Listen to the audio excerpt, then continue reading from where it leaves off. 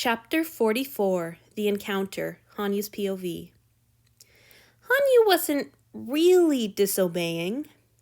It had been several weeks since anybody had bothered escorting him back to Antony's rooms after exercise above deck. He knew his own way by now. So, when he walked past his master's door and kept going, it was really just a detour, not disobedience. He would come back just as soon as he found Edgy in the kitchens and apologized. He had planned to apologize when Edgy came with his food, but his beautiful predecessor hadn't been the one to deliver anything at all yesterday. Hanyu hadn't seen him in the hallway, as Antony walked him back and forth from Lord Theodora's room to read to Chihiro either.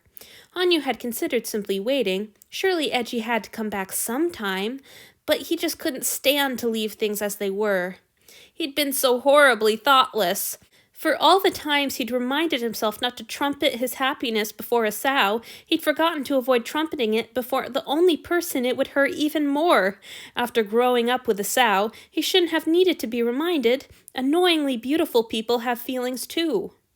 He just needed to find the kitchens. He'd been there once, so he didn't think it would be hard, but he must have taken a wrong turn somewhere because he'd been wandering aimlessly through the same tight corridors for what felt like a quarter hour. He was no longer sure that he'd even be able to find his way back to his own rooms. A door opened behind him, and he spun to see who it was, his heart thudding guiltily. His pulse only spiked further when he recognized Antony's lover, Lord Marcus, looking him over with a slow smile. Hanyu began to kneel, but the big god stopped him with a lazy wave of his hand. His smile just kept spreading over his handsome face, slow as syrup. "Dear me," Lord Marcus said. "I wondered who was pacing around out here, but I never would have guessed that it would be my Annie's pretty new pet. Are you lost, little one?" Hanyu was only half a head shorter than Lord Marcus, but under those big dark eyes he felt very little indeed. He stammered. Yes, my lord. Please forgive me for disturbing you." Lord Marcus moved forward, and Hanyu had to stiffen and strain to keep from doing something disrespectful, like backing away. No apologies needed. This is perfect. I've been hoping for a chance to get to know you a little. Hanyu, is it? "Yes, my lord." The god's sharp gaze never left Hanyu's face. His heart was battering wildly at his ribs. Could Lord Marcus hear it? The god nodded. "Hanyu, tell me, Hanyu, what is it about you that's wreaking such havoc with my lover's mental state?" Lord Marcus was circling him now, gaze raking up and down his body in such a way that Hanyu, not a naturally modest person, wanted to clutch his robe tighter to cover himself entirely. "It isn't your looks." Then, all sweet concern, "Don't misunderstand, you're pretty enough. Everyone is pretty enough at 20, but his last man was much prettier, and he never so much as glanced his way. So, what is it? Not your flawless manners, as I've seen, and I hardly think it's your sparkling intellect." Shameful heat flooded Hanyu's face, but even if he'd been allowed to respond, he would have had no arguments. Nothing Lord Marcus was saying was incorrect, however mocking his tone. "I would assume you were an excellent fuck, but Asao seems quite sure you haven't been used for that." Hanyu's heart stuttered and his blood chilled. Asao told? Not sex, not beauty, not manners, not brains. What does that leave? Lord Marcus wondered. He stopped his slow circling and stood in front of Hanyu, arms crossed loosely over his wide chest. That was somehow even worse than the movement.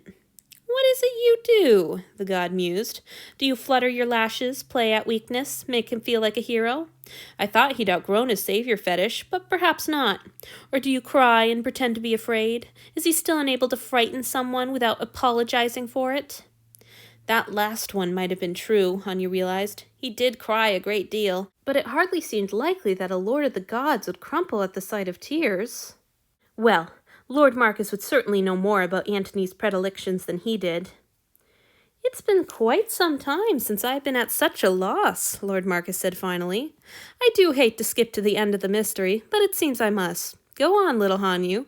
Tell me how you've managed to get your claws into my lover in such a short time." Panic whined high and distracting in Hanyu's ears.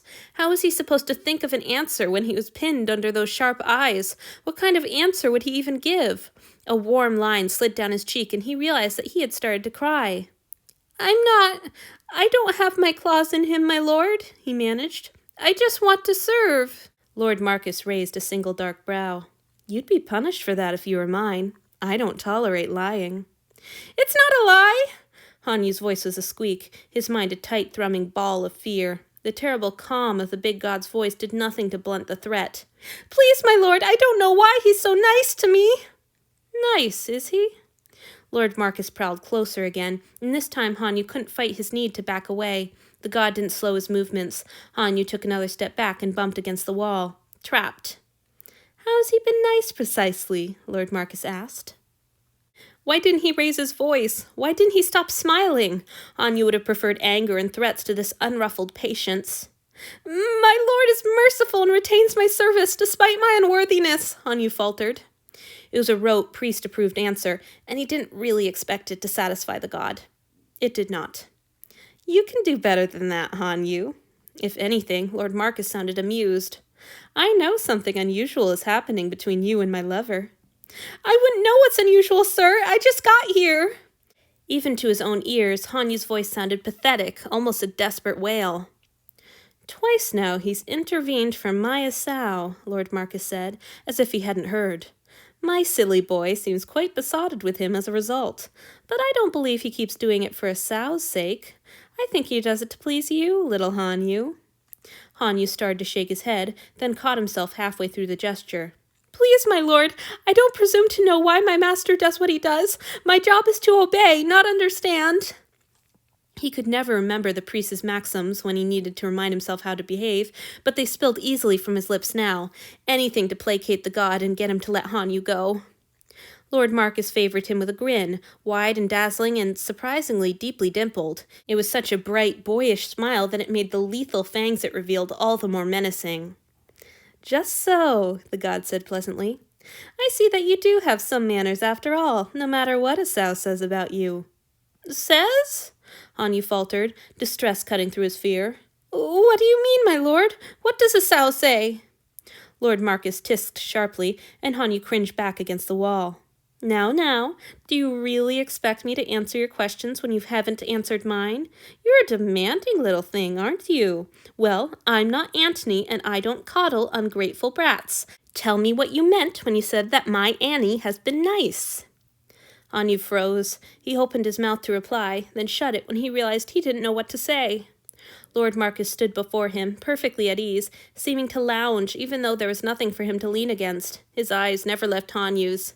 There was a blur of movement, the god's hands flying towards Hanyu, and Hanyu opened his mouth to scream. What came out was instead a choked whimper as Lord Marcus's fingers deftly plucked a loose hair from Hanyu's robe. The god kept his eyes on Hanyu's face as he let the hair fall.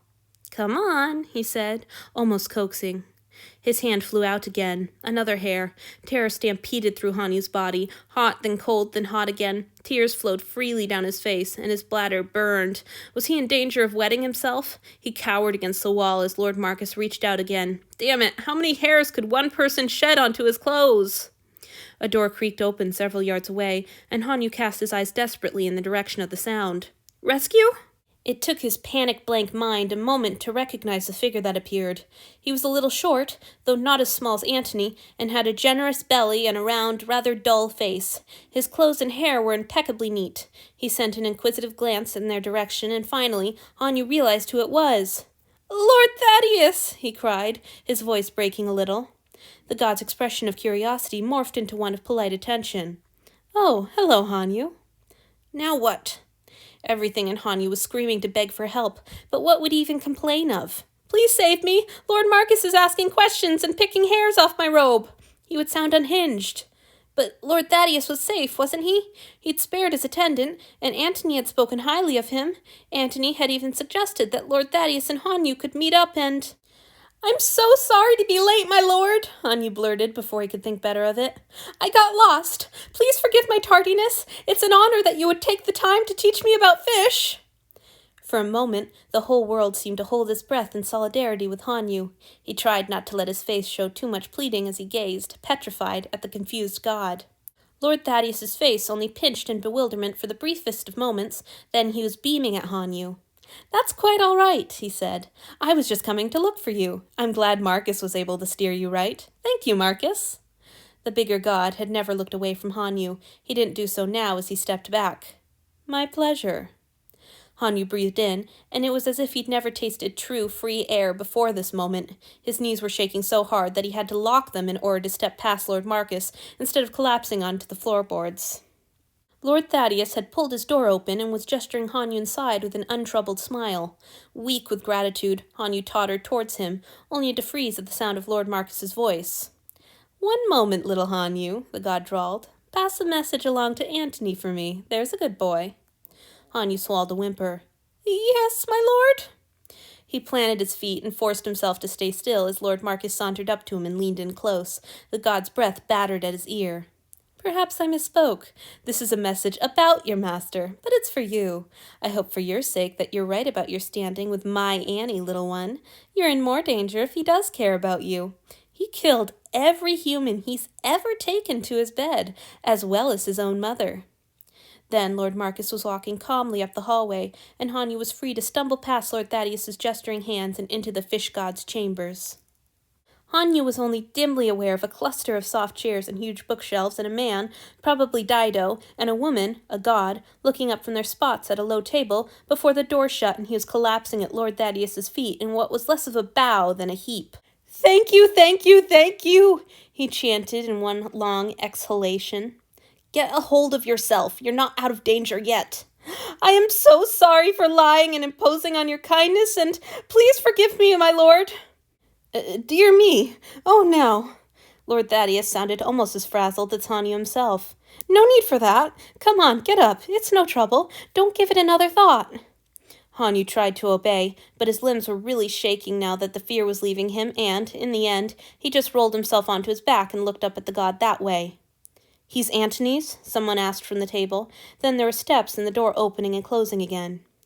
Lord Thaddeus knelt beside him and blinked down worriedly, one hand flapping in the air. "Oh dear, are you all right?" "Yes, sir." Hanyu decided he would let himself lie there for a moment, just until his heart stopped flailing in his chest and his limbs stopped being made of limp, floppy seaweed. His still-flowing tears dripped into his ears. There were a few steps, then Dido was kneeling on Hanyu's other side, his concerned face a mirror for his master's expression. "What's going on?" "Marcus had him cornered in the hallway," Lord Thaddeus explained. "What was he doing to you, Hanyu? Did he touch you?" "Not really, no," Hanyu admitted. "Not enough to count. Just his clothes. How would Hanyu even manage to explain why he had been so frightened? They would probably call him an oversensitive coward, or else just laugh in his face." "He just wanted to ask me questions. I don't know why I got so scared. I'm sorry for troubling you, my lord." "I told you, it's no trouble, and my guess is that you got so scared because it's fucking Marcus, if you'll excuse my language." Lord Thaddeus looked down bashfully. Hanyu didn't think he'd heard anyone apologize for swearing since he was a child. It was strangely comforting, and the tight, twitching panic in his chest started to ease just a little. "Do you need some water?" Lord Thaddeus was already standing, giving Hanyu no time to reply. "I'll get you some water." Hanyu pushed himself to a sitting position and stared down into his shaking hands. A teardrop landed in one of his palms, but only one. His sobs were subsiding. He could think about everything that had just happened later. Right now he had other problems to deal with. If he could just get back to Antony's rooms, everything would be fine. He would be safe. Or not? Lord Marcus's parting words swelled to fill every bit of his mind that panic was leaving empty. He killed his mother and every human he's ever taken to his bed. Lord Thaddeus was back with the water. "Here you go." Hanyu gratefully pushed his tangled thoughts aside and accepted the cup, draining it in a few greedy swallows. He was all too aware of two worried pairs of eyes fixed on him. "You've been so kind, my lord," he said when he was finished. "I can go now. I won't trouble you any more." "Nonsense." For the first time, the mild god sounded firm. "For all we know, Marcus is still sulking around in the hallway waiting for you." "But I need to get back to my master's rooms." Damn, he couldn't let himself slip like that, or he really would get his first name privileges revoked. "I'll walk you back, then," Lord Thaddeus offered. "I'll feel better if I see you safe with my own eyes. You'd be indulging me, really." Hanyu was already very late. If Antony were keeping track of time today, he would already be wondering where Hanyu was. As long as Hanyu returned alone, perhaps he could pretend that he had simply gotten caught up in a conversation with a friend. But if he were to be deposited on his god's doorstep under escort like a meal tray, there would be no hope of hiding his creative interpretation of the rules. Gods. Not only had all of that just happened, but he was also about to get caught in disobedience. What a lousy day. Please, my lord, I wasn't supposed to be out on my own, Hanyu confessed in a near whisper. To his surprise, Lord Thaddeus didn't glower or look disgusted. He just pinched his brows together. We can tell him I dragged you off to show you a new sample of mine, the god said after a moment. He knows I tend to pounce on the first people I can find when Cloelia brings me something new. Hanyu blinked up at Lord Thaddeus in astonishment, his brain trailing a few sluggish steps behind the conversation. Was this god really offering to lie to Antony to conceal Hanyu's disobedience? Could he possibly be serious? That probably won't work. Hanyu's head whipped around at the sound of Dido's soft voice. The other human had been so quiet, Hanyu had almost forgotten he was there. I'm fairly sure that Lord Julia was on her way to fetch Lord Antony.